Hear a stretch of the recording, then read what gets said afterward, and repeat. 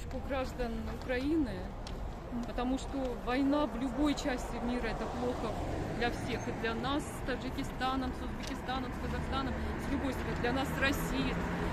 Война это плохо, поэтому только в поддержку граждан Украины. А то, что здесь происходит, у нас вырвали из рук плакат. Милиционеры нас всякими словами обложили. Сотрудники в гражданском подъезжают, тоже начинают ругаться, матом ругаться, уходите, что вы здесь делаете. Ну так нельзя. Вот помните слова, что, как Жириновский сказал, что Иссык-Куль, там все говорят на русском, нужно забрать Иссык-Куль. Ну вот, да. Вы понимаете, что это скоро случится. Если сейчас вы не остановите этого российского Гитлера, то завтра придут за вами. Уже никто не будет стоять и ждать, когда кто там на русском говорит или нет. Он придет и скажет «хочу». Все.